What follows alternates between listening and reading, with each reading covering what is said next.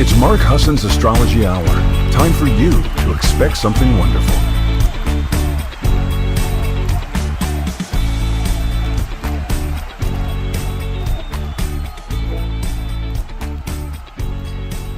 Well, hello everybody and welcome. It's Mark Husson. This is Mark Husson's Astrology Hour coming to you live at 8 a.m. Pacific, 11 a.m. on the East Coast. How you doing? I'm coming around, you guys. Give me a sec here. It has been such a sweet morning. I'm hoping you're doing well.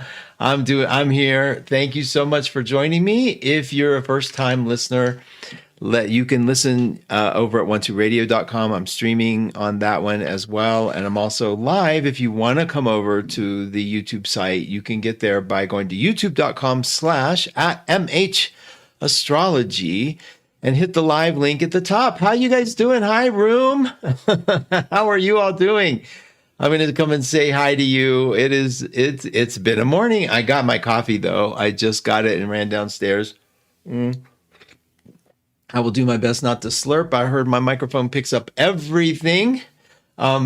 So Lenny's in the house and Terry's in the house. Christine Dumarier. Oh my gosh, you guys, this is so sweet.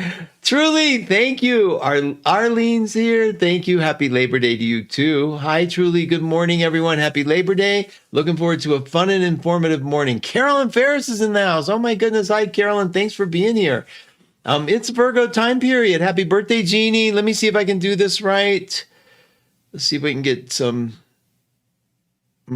See if my camera's going to respond. Let's see. Will you? Yes, there's some fireworks for Jeannie. Jeannie's one of my I was going to say oldest friends, but now that actually has a dual meaning. She's not my oldest friend, but she's one of my longest term friends. Met her back in the graduate program for our master's degree. And one of the first assignments when we went to meet everybody was learn the name of 8 people, I believe. And so, and get to know them and have something to say about them. It was a fun exercise. It was a smart exercise. And that's what we did. So and Jeannie came over and tilted her head and said, "Hey, you want to meet?"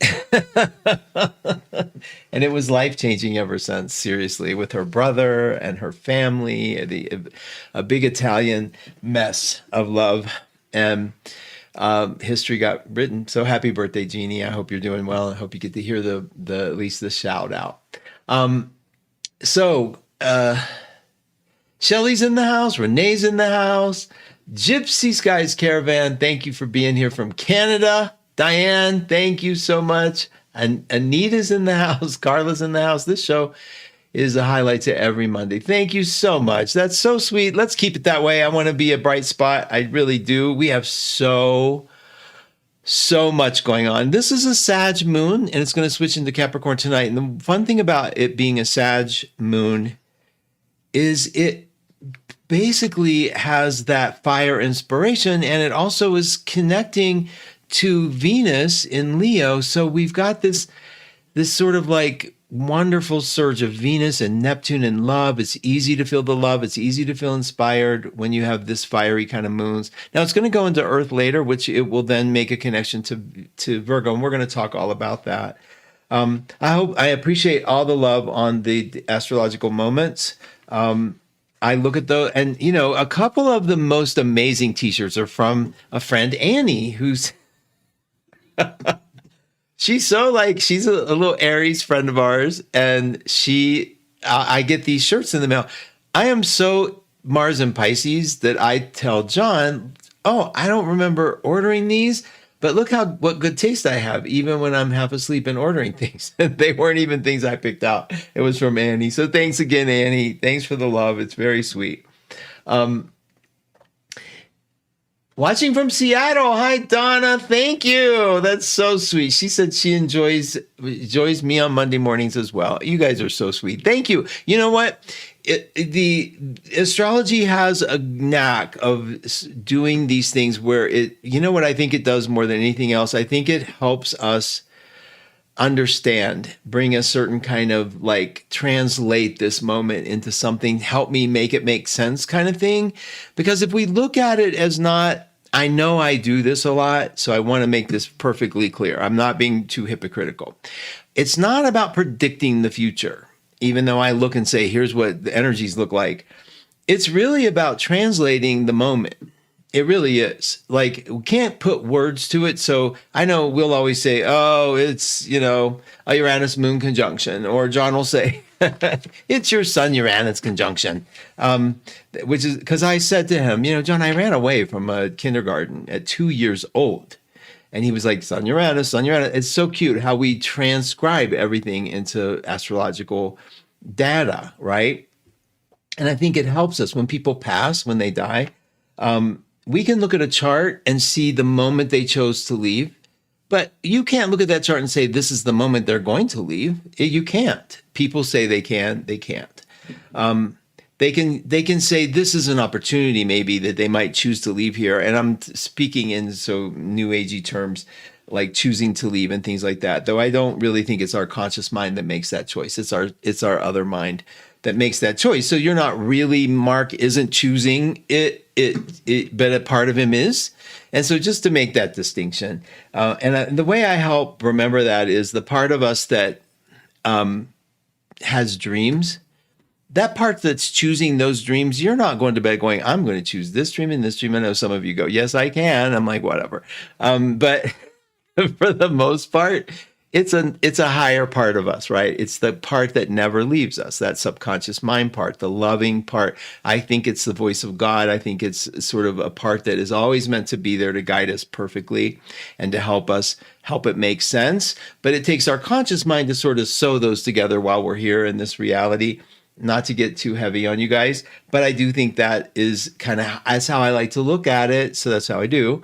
And so when somebody faces an important moment in their life, you look at the chart and say, this is the energy. And so if somebody passes under a particular energy, I know I think I know they went because it was an opportunity. It was an expansion. Another time I might look and say, oh, I think they left because it was heavy. Life was too much, or they lost a sense of purpose. But it's always hindsight. It's never prognosticated, at least by me. And I think it's definitely astrological integrity to keep it that way. Okay. I don't like that. I don't like that we try to know. Now, secretly, I can look at charts and place important dates in there and say, is this an exit zone or is this but we do have some choice about what we're doing. So it's ridiculous to pretend that we don't.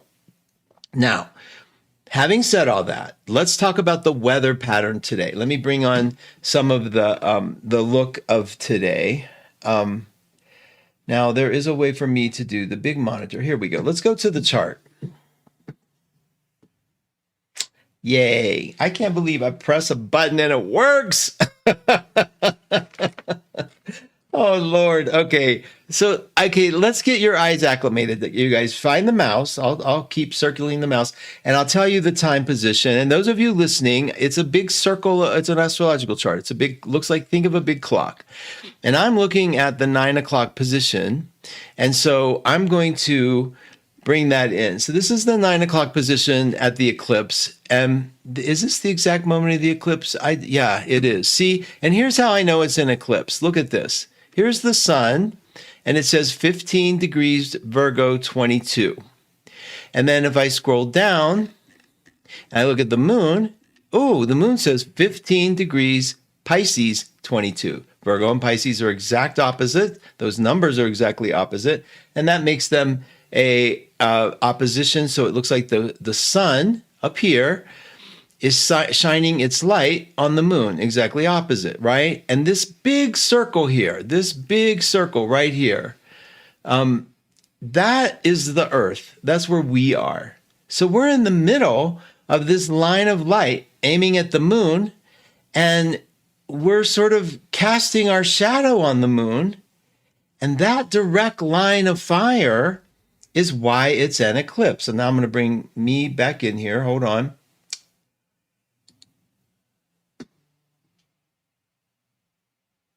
Okay, so down here, right? Oh, good. Okay, so then, yeah, this camera's going to read everything I do. Hold on, let me do this.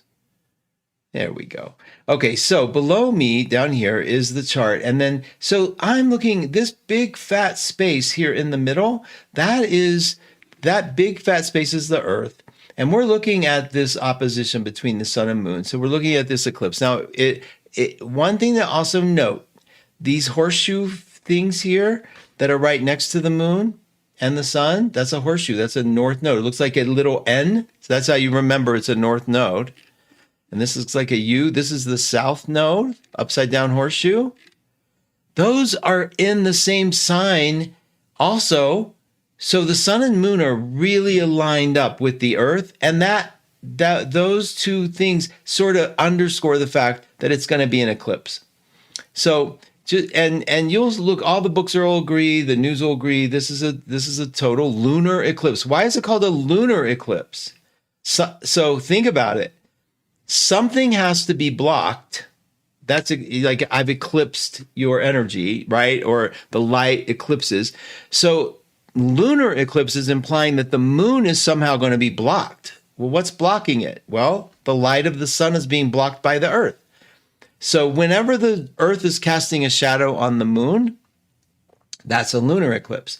Whenever the moon comes in front of the sun is being eclipsed, that's a solar eclipse. So maybe that'll help you remember. It doesn't really matter. Some people just say it's a full moon eclipse. Okay, it's a full moon because we can see the face of the moon, and then we're going to see our shadow on it, which is why I'm going to practice my shadow puppet shadowing, so you can see me making a little dog up there on the moon. It's very cute. Now, the impact of the eclipse creates a lot of controversy in the astrological world. Sometimes astrologers love to make these big deals. Ironically, or sort of like in a bit of irony, Stephen Forrest, one of the big astrologer voices, decided with Jeff Green that they aren't a big deal. And so that's very interesting. Maybe not. Maybe from their experience, maybe it's good to see them as not such a big deal. But I like to think of them as a big deal, and here's why. If we are mapping the conscious mind, if we're mapping our life, it's nice to know these inflection points that come in, and I kind of feel them. So basically, one of the ways to see that how they affect us is to go back in time to see if we can possibly find another time when these eclipses hit. Did you know that the eclipses repeat themselves every 19 years? 100%. If you didn't, they do. And it's called there is a cycle of eclipses, a Saros cycle. There's a lot to astrology really that we've intertwined, and we pick and choose what we want to think about, how we want to think about it. But back in 2006, the moon wasn't exactly 22 degrees, 15 degrees of Pisces. And so we looked at the events that happened there. Think about, this is a Pisces event because it's about the moon, right? The moon is being eclipsed. I just told myself, take a sip of coffee while you can so it doesn't go cold. But it is on a little heated thing here. And it's so good that I didn't want to pass the opportunity. So sorry if I slurp, and I should have hit the mute sign. In one of my videos, I'm slurping coffee, and I didn't hit the mute button. And somebody posted, what is up with the slurping and the gulping? And there's that thing about the phobia of mouth noises. You got to Google it. It's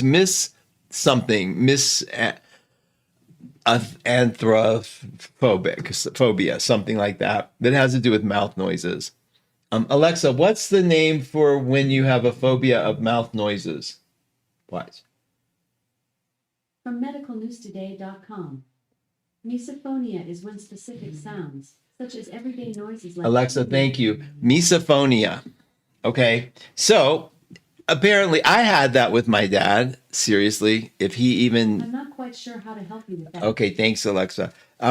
So I had that with my dad. Like we were sitting at the table because he had some horrendous noises that would emanate from his mouth, and very syllabish, and juicy, and making noises like getting the stuff out of his teeth. It was just horrifying to me. And I would sit there with my head like I don't know what it was. It was probably my deep subconscious hate of him.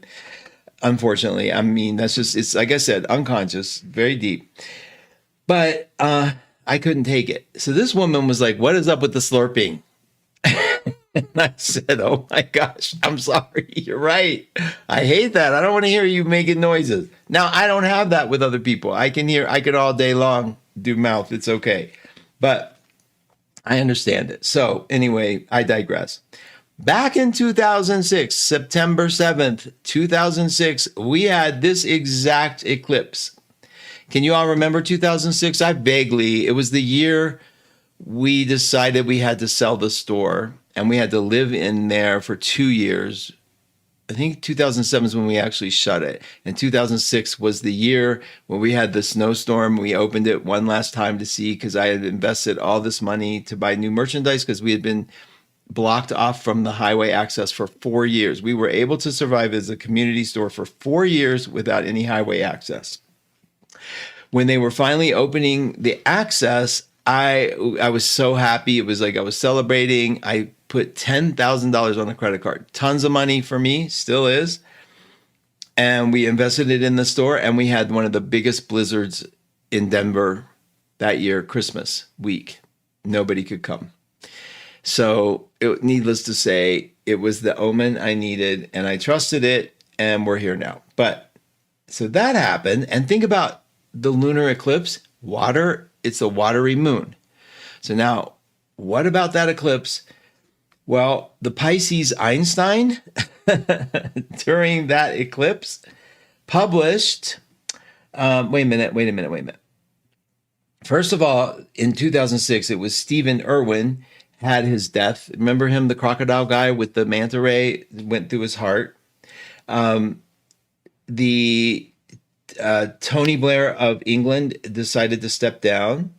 There was a new planet named Eris. It was a dwarf planet, and they named it Eris. Now, here's where it's interesting. Eris was discovered that year, and Eris was on Einstein's sun when he introduced the theory of relativity, which destroyed reality as we know it. Very Piscean thing to do, okay?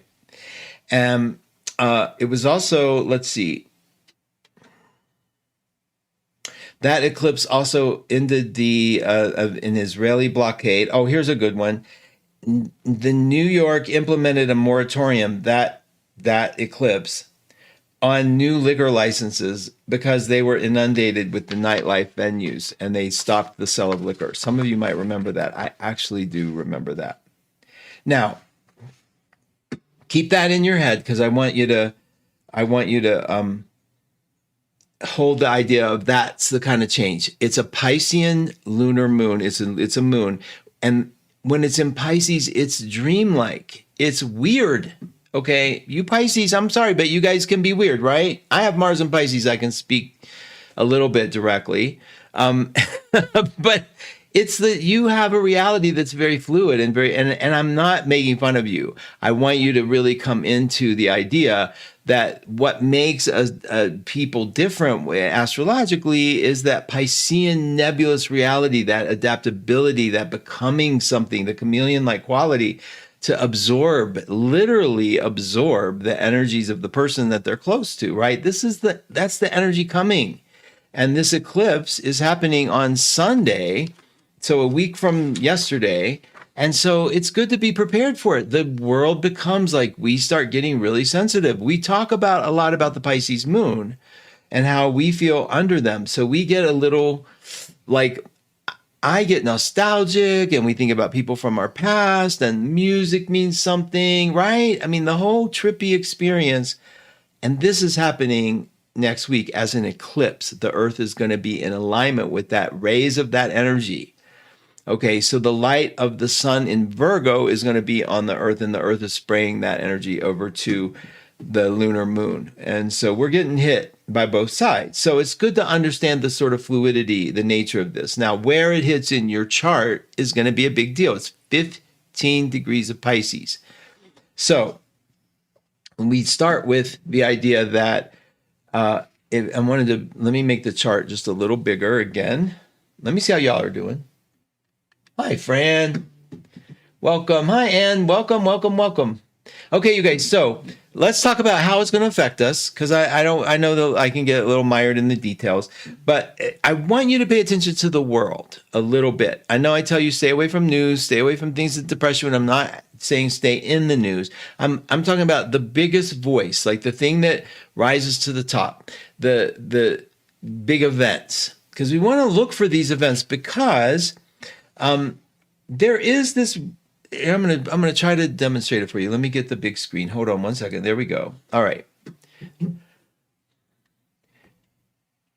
So Mercury, I want you to look at Mercury right here at the top. Mercury is in Virgo at 10 degrees.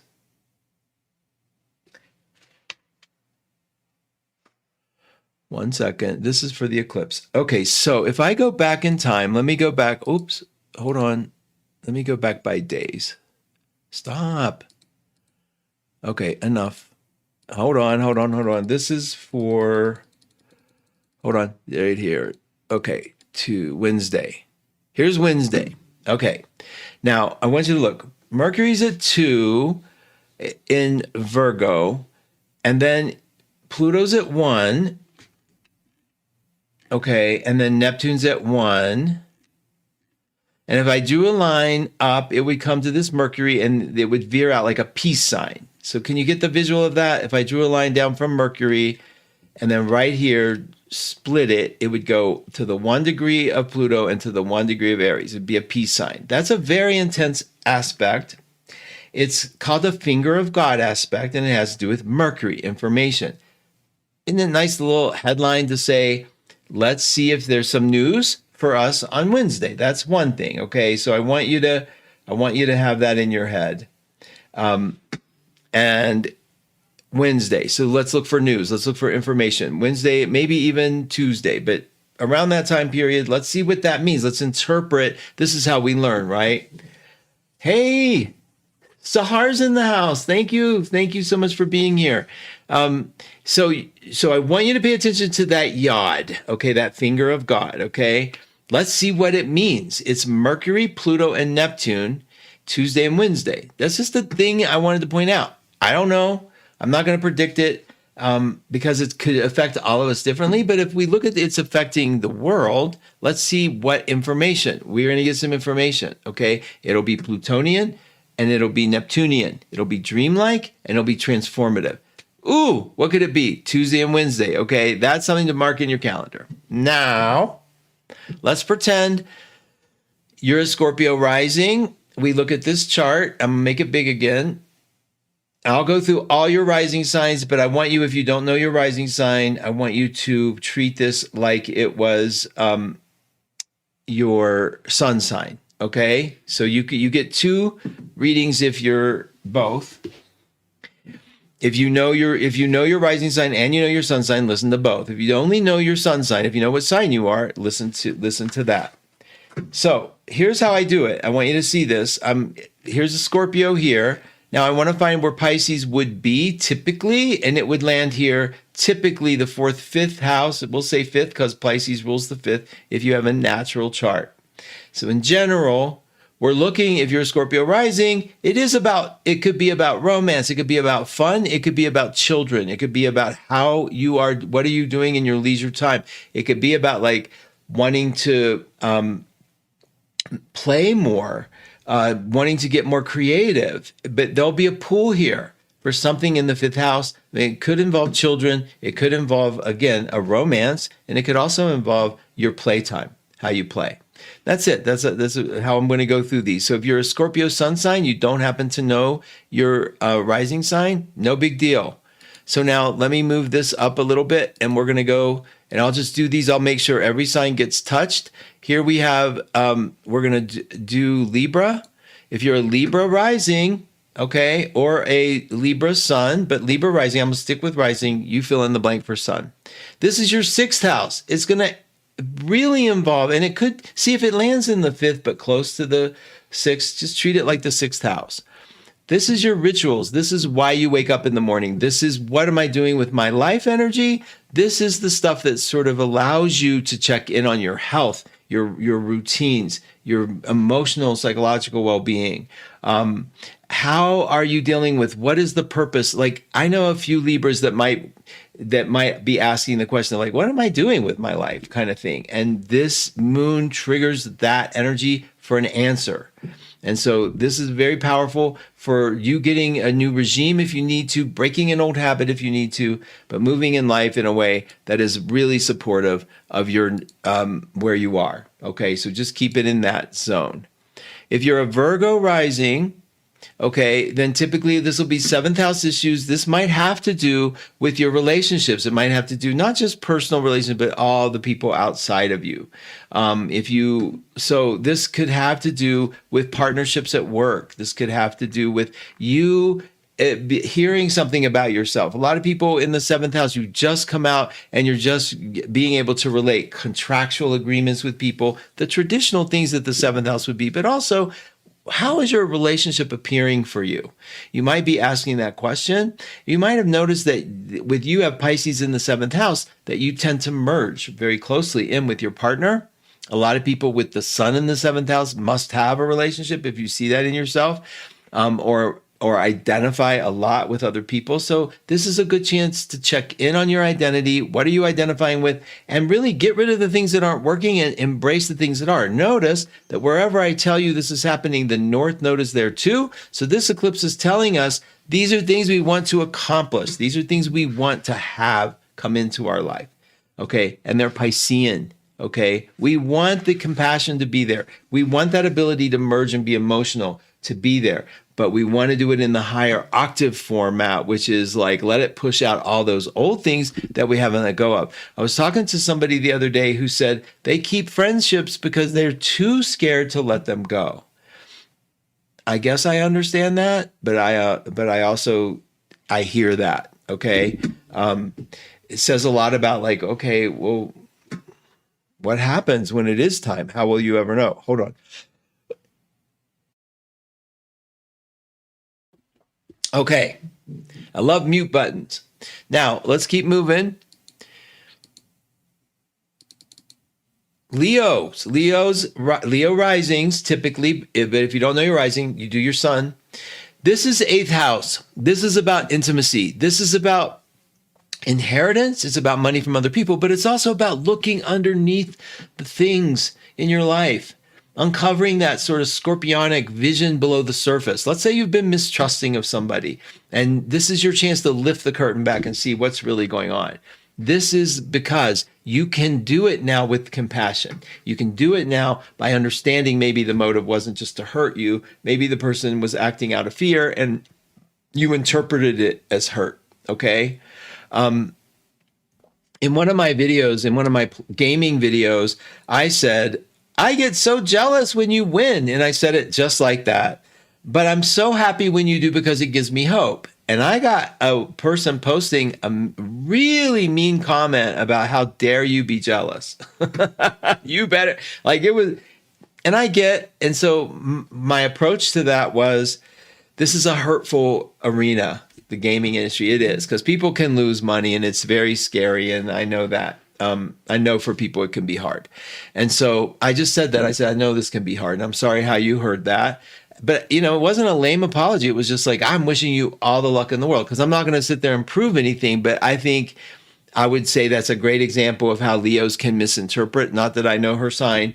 I'm just giving it as an example. So go below the surface. This is also a great time to get a little more intimate if you've been having trouble connecting with somebody that you're really interested in. And also to uncover the truth about a certain financial situation, and possibly a good time for you to do to look at your inheritances and look at struggles that you've been having, and this could be okay for you financially. Jamie Faith is in the house. Hi, Jamie. Jamie and Sahar and Drew Ann and Kat and Christine, they do these moment things. I hope you guys that are here, that all of you, if you have a YouTube short, Lenny, any of you, Terry, please, if you're doing shorts, post your address here. And you guys that are listening, please subscribe. You won't get an email every time. You only get a subscribe if you hold the subscribe down and press the bell, which I do hope you'll do.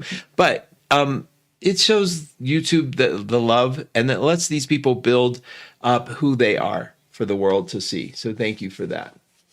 Hi, honey. It's good to see you, Jamie. There she is. She did it right away. Jamie's so good.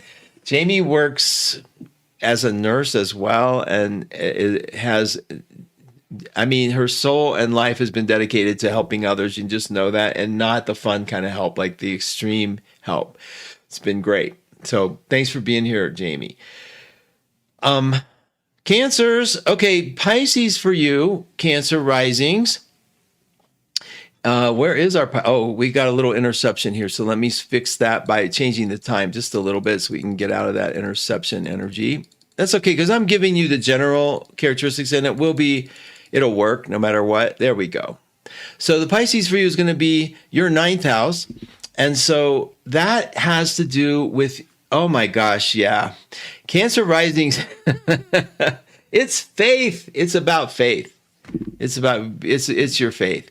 And it's about learning, and it's about being open to learning, and it's about teaching. Okay. So this one is the overview, the hunt, the travel. This also could be travel for you, but I want you to pay attention to you're seeing the bigger picture. If you're a Cancer rising, this eclipse is allowing you to rise above the trees, to rise above the forest, to see the beauty of everything. Let me get this, change the screen, but to really get the overview and use that overview to help people. And you do. And so see how the 9th house applies. It's about learning. You could be in a class. You could be taking a class. You could also be,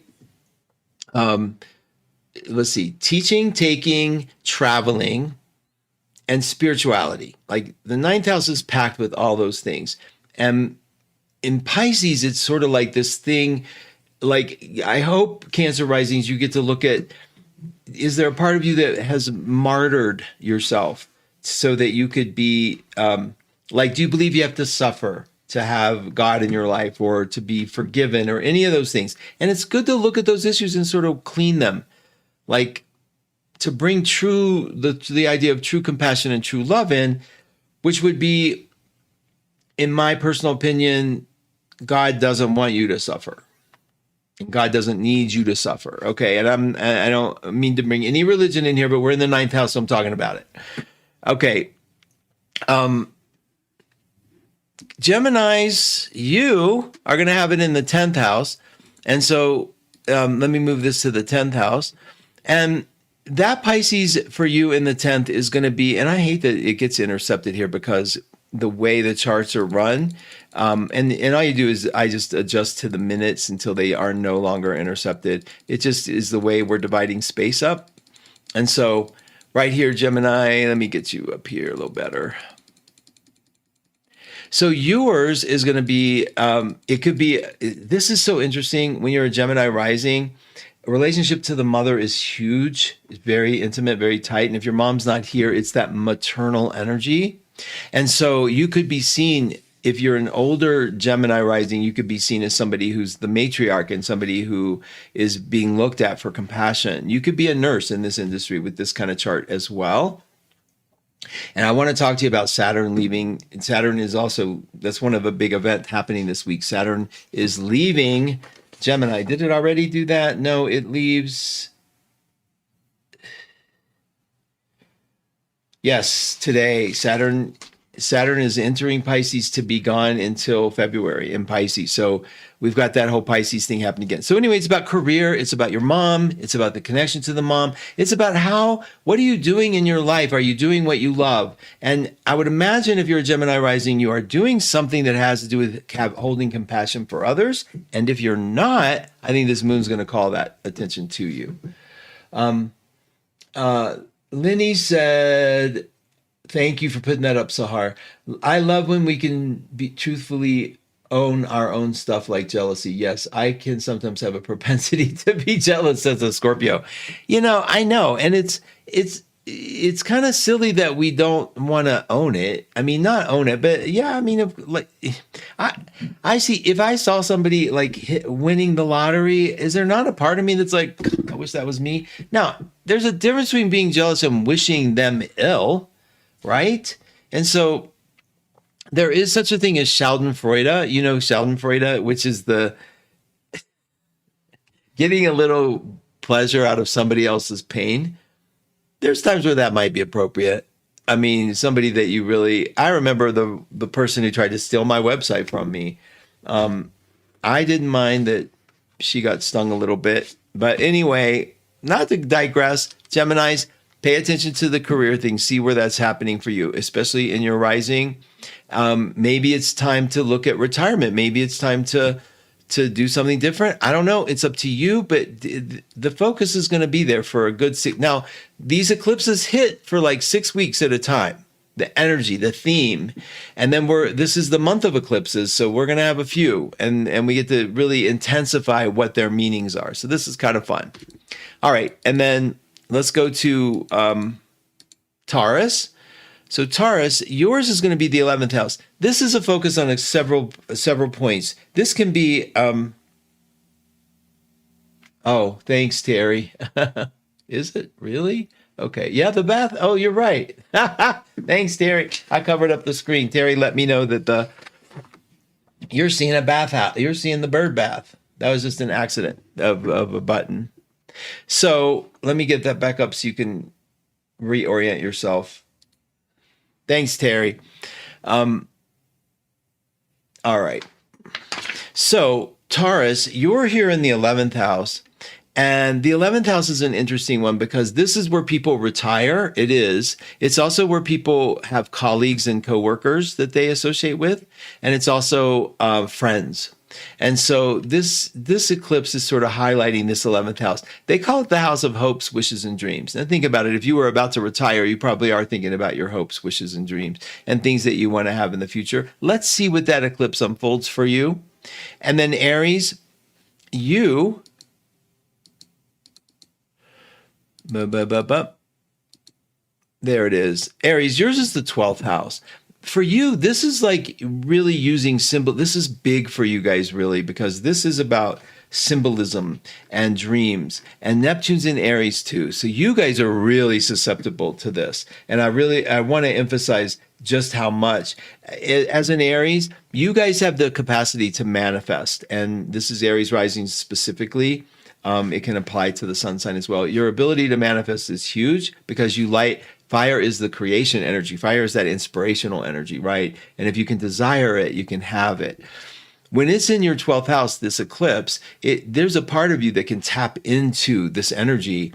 And it's usually when you're alone, when you're feeling, it might be through an inspiration of somebody else. Somebody gives you inspiration from the outside, and then you manifest it. This is a powerful manifesting moon for you, and I hope you'll use it that way. Pay attention to dreams because it does rule the house of dreams, and see if you can look at your world like it were a dream. And if something comes into your life and you go, why did that show up in my dream, quote unquote, and then you can ask, get some interpretation that you maybe normally couldn't get without this. So you have Neptune and this eclipse happening in that house. Very powerful. Love that. Pisces, yours is happening for you as self-expression. This is where this eclipse brings emotion to you. You all might be more emotional than normal. You might be feeling that that you can't hide your feelings, though I don't know that you ever could.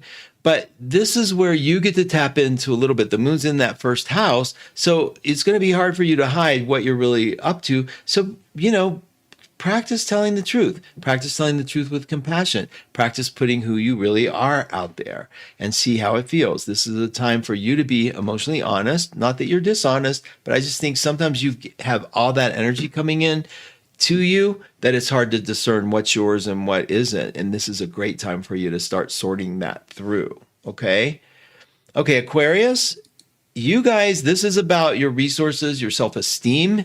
Aquarians are, for as much as I tell you, Aquarians have a very solid ego. They do tend to like who they are, and they have an ability to rise above any sort of self-doubt. That doesn't mean they're not riddled with self-doubt. When Prometheus brought the fire to mankind, he was riddled with, he was tortured, and it was a metaphor for the fact of, should I have done that? So that that befuddles Aquarians a lot. And I'm just saying, if you're an Aquarius rising, this thing will have this thing could incite self-doubt, but also it's a way to really get empowered because you get to clear whatever's in your way and take a look at your finances, take a look at things that you like, get some reality down on what's really going on as much as possible, and look through the lens of compassion. And I think you can turn things around here because it's going to allow you to see what is about my self-esteem that's so tied in here that I can't move forward. And I think, let's see, Capricorn, yours is interesting. It could have to do with siblings. It could, this lunar eclipse falls in your third house. So it could have to do with siblings. It could have to do with your immediate environment. Like maybe it's time to give the office of sprucing up. Maybe it's time to have a heart-to-heart with your siblings, or maybe there's a sibling that's troubled with alcoholism or drugs that you could support, and maybe you're done supporting. But either way, if the issue's up, it's up, and this will help you take action with it. Okay, and then we have one more, that's Sag.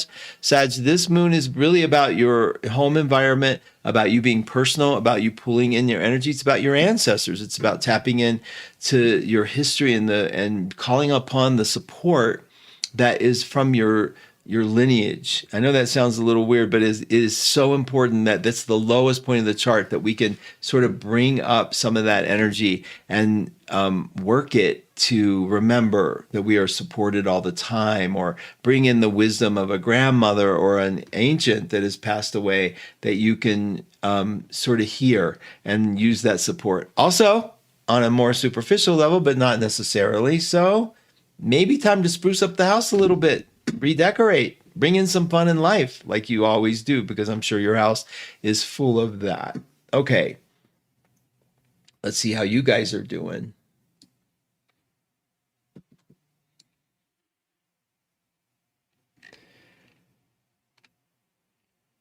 Okay, good. Everyone's okay. That's great. Thanks again, Terry. It's so nice of you to keep an eye on things, because too many buttons to press. Let me bring me back up. Okay, now we want to look at a couple of the big events that are happening this week. And I'm going to be your guide. Let's see. As a Sag rising, I have been doing lots of breath work lately. It feels ancestral, so this makes sense. Oh, Fran, you're so nice to tie that in. And it will, and I think that is good. You guys are like, that personal breath work is so symbolic of taking that link all the way down to the center of the earth and feeling that, because you guys can live way up here, and God bless you. It's where I would live if I were a Sag constantly. And I am an honorary Sag because my son is in the ninth house. But you guys can, like, it's nice to take a minute and bring some of the force that is fueling that up from within. And I love that you're working on that. So good job. Now, let's take a look. I want to show you Saturn is retrograding, and it is a historic retrograde. Here.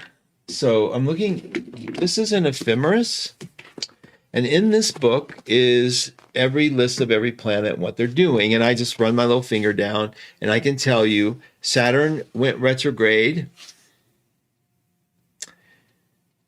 Saturn went retrograde back in July, but its retrograde motion was in Aries that whole time, and today it enters Pisces. Okay, so Pisces, you thought you were through with Saturn little rundown.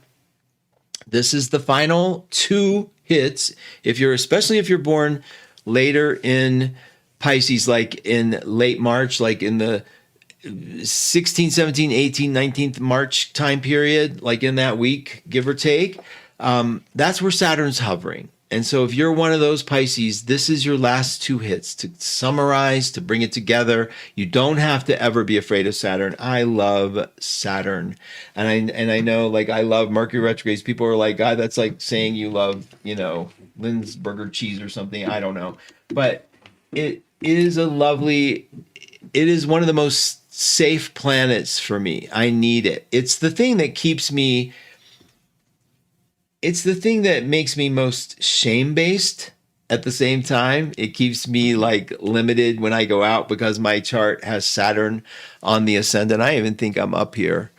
Not that anybody cares, but here's my chart. And I have Saturn, I'll show you, right in the front. And this is, to me, the single most important thing for me to put the brakes on my life, to like stop me, to the shaming, the self-shaming, like, and look, and it's an exact square to my Pluto. So there's a part of me that is like, oh my gosh, please, I had to work really hard at how I was going to be. Like, here I am in front of people. How was I ever going to do that? How was Saturn ever going to allow that? So when you have Saturn by transit coming over, it builds a certain strength. It finds, like, if you can't hold something up, all of a sudden that muscle hurts. You know that muscle needs some strength. Here, let me get that off there too. So you know that muscle is strength, and so it points to where there's a weakness in the structure, and that is so important. Now, it's already done that for you 3 times. And so now it's the final, like, okay, we're sewing it up. So this first round for Pisces is to like finally get the solidification of whatever the issue is, wherever the weakness was. And the final hit as it goes forward, never to hit for 28 years, is like the looking and admiring your work. So these aren't awful, but it is an opportunity to find out where the weakness is in the structure that you're building. Okay. So Saturn's doing that today, going into Pisces, and we should feel the shift. So if anybody's feeling a little wonky, which is like a daily occurrence for me, but if you're feeling in general, like, wow, like today for me, I had a moment where I was like, whoa, okay, hold on. I feel like that was the moment Saturn went into Pisces for me. See for you where it is. Now, this is also the very last day for Mercury to be in Leo. So let's bring the chart for that forward. And that's today. This is today. Now, if you look here, Mercury is in Leo at 28 degrees. Tomorrow, I'm going to move the chart forward. Oh, you can't see that, right? Because I keep changing the charts on you. No big deal. I'm coming. I know it must be frustrating. See, this is tomorrow. Mercury enters 0 Virgo. So we're going to this is Tuesday, and Virgo changes signs tomorrow. So Saturn went into Pisces today. That's a change. Mercury went into Virgo tomorrow. That's a change. And every time a planet changes signs, we have a little adjustment to do. You all understand that, right? I mean, we have to get to the point where we get a little more comfortable and get our sea legs back, but that's happening. Now, what's Virgo mean for Mercury? Mercury loves it in Virgo. Friends of you that have this placement, they love it. Some of you may be the effect of this Mercury and Virgo, and like you start hearing criticisms. Not only in your own voice, you hear them from other people. Mercury in Virgo has a way of looking for the flaws in everything. And if you are a Virgo, good luck. Your mind's going to activate and then you're going to go. And you're used to it, so God bless you. Those of us, though, that need some cleaning up, we're going to probably be hearing about it. Now, if you notice, if you tend to be a bipolar kind of person and you tend to start getting a little or OCD, if you notice it's increasing, do what you can to protect yourself. It's not always right just to go to, it's easy to see the flaw and then you see this flaw and then you see this flaw. You know, when you're cleaning, it's like you keep uncovering and it's a bigger mess than when you started, but it's clean. Be careful for that energy. And that's here for the next 30 days. Hopefully we'll find our balance, but let's use Mercury and Virgo to clean up, to edit, to get the things done, find the mistakes and fix them. But don't bitch about them, right? Like keep the criticism at a minimum. And if you are starting to do that a little bit, like hope somebody calls you out and says, maybe it's time for a little break. Take a minute. Fran said, guilty. You guys are going to enjoy this so much, Fran. You're going to so enjoy this. Okay, let's see. What else was changing? Oh, yes. One more thing. Uranus, right here, I'll magnify it for us. See Uranus? Uranus on Friday is apparently going to start moving retrograde. And that means as it goes backwards, it will eventually go back into Taurus. Taurus, same rules apply. Don't panic. I know you guys are like, it's out of my sign. Thank God.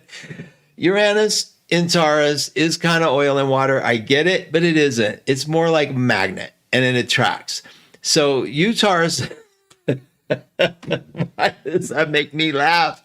Poor Tauruses. I don't mean anything except you poor things. I know you've been through it. It's not that anything bad happened. It's that y'all don't like that change. So it's bad for you because you hate it.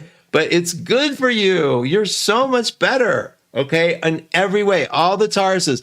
I mean, I can name you every Taurus I know went through some big change.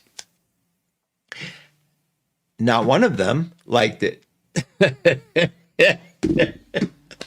And every one of them is happier right now. Now that could be a life story for everybody, right? None of us like change, maybe whatever. It's just fun to watch it on a Taurus's face because they really hate change. Okay. And so I got to stop laughing. Uranus is going back into Taurus. And if you're a Taurus that was born later in like May, like what we said about Pisces in March, it's like the 18, 19, 20, even a little sooner, week before, week after. You guys got 2 more visits of Uranus just to make sure you didn't put everything back that you changed, okay? I'm sorry. I am laughing seriously hard on the inside. Thanks, Denise. You're so sweet. Hi, Mark. Loved your show. Thank you. Oh, is it late? No, but it is close, isn't it? Thank you, Serena.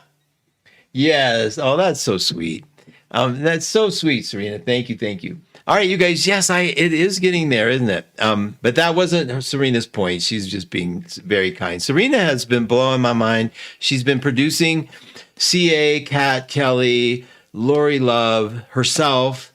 And when you go to see, like you guys, Kat's show is after mine, and I did want to make sure that I get her link in the room. If somebody could do that for me, please. And then we're going to start doing that, like making sure you all have the link to the show that's following as we get a little more into the visuals here, because we're not under one umbrella, so you have to go to the next show. But Serena's been single-handedly doing the artwork, the animation, setting up the chat. I mean, put that single-handedly and discovering ways to get the sound on that's perfect. I mean, I have to give props where they're due. And I remember when she came, I remember telling Jay when he was leaving, please tap Serena and see if she's maybe open to this. I had no idea the level of what we were getting into, and I'm grateful for it. So I'm grateful for you, Serena. Not only that, I'm so grateful for you all. I just don't even know how to tell you. The eclipse is, let me finish up. Let's wrap this up. So the eclipse is Sunday. It's about, I think it's, you have to look in the Power Peak for the exact moment, but it is, oh no, I have it. I have the exact moment. 11:09 a.m. Pacific time. I'm sorry. That's terribly irresponsible. 11:09 in the morning, Sunday, and that's Pacific time. So 12:02:09 in the afternoon, East Coast, and that means like lunar eclipse. So that's a full moon, right? So at that moment we release light, and so this is also an opportunity to throw your crap at that moon, like toss it, get it out, because now we're going to be losing light. Let your stuff go with it. Obstacles, hurts. Weight, habits that you don't like, throw them out.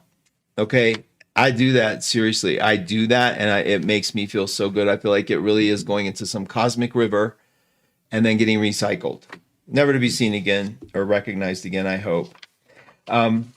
So who loves you guys? Me, absolutely. 1,000,000%. You make my world a better place. Thank you so much for all you do. Please stay tuned for Kat, and I'm sure somebody got her link in there. Did they? Do I need to do that? Hi, Lori. Thanks for being here. I'll get cats. There it is. Thank you, Terry. Thank you. Terry put it in there. It's youtube.com/@Cat Nicholson, Nichholson 12. Terry, you're the best. Thank you so much. You guys mean the world to me. I don't know. I seriously don't know what I would do if you weren't around. So thank you for all you do. I'll be talking to you next week, same time, okay? And doing my Monday monthlies and written by the stars /numerology instant reports. Talk to you soon.